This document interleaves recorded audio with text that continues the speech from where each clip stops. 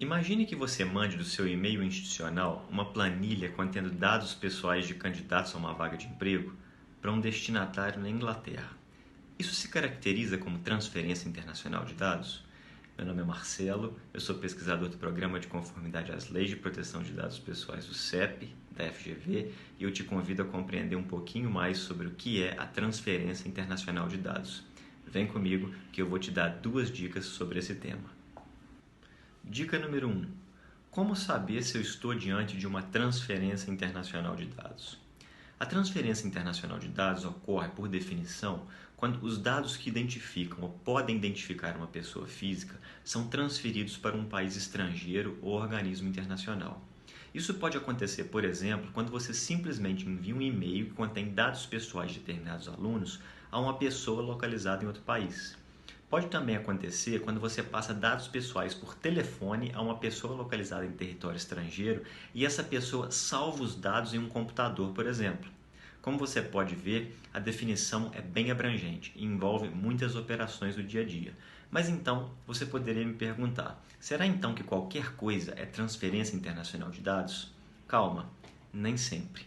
O mero trânsito de dados pelos provedores não configura transferência internacional de dados.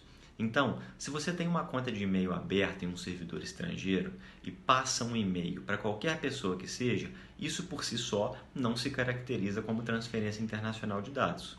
Também não se caracteriza transferência internacional de dados o mero fato de você abrir sua caixa de e-mail em um computador localizado em outro país, desde que, é claro, você não salve os dados ali presentes no computador de onde você está.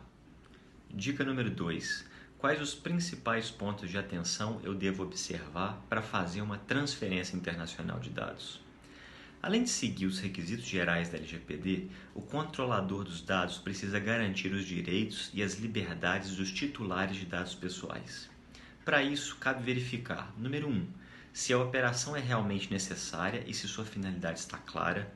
Número 2, se a transferência será feita para país com nível de adequação coerente com aquele estabelecido pela LGPD. Número 3, se o controlador oferece e comprova garantias de cumprimento dos princípios, direitos e liberdades dos titulares e do regime de proteção de dados previsto na LGPD. Ou ainda, se a transferência tem como base alguma outra hipótese autorizativa prevista entre os incisos 3 a 9 do artigo 33 da LGPD, como, por exemplo, quando o titular tiver fornecido seu consentimento específico e em destaque para aquela transferência. Eu espero que essas dicas tenham sido úteis para você. Não se esqueça de dar uma olhada no nosso Guia de Proteção de Dados sobre transferência internacional. Ele está disponível gratuitamente. Um abraço.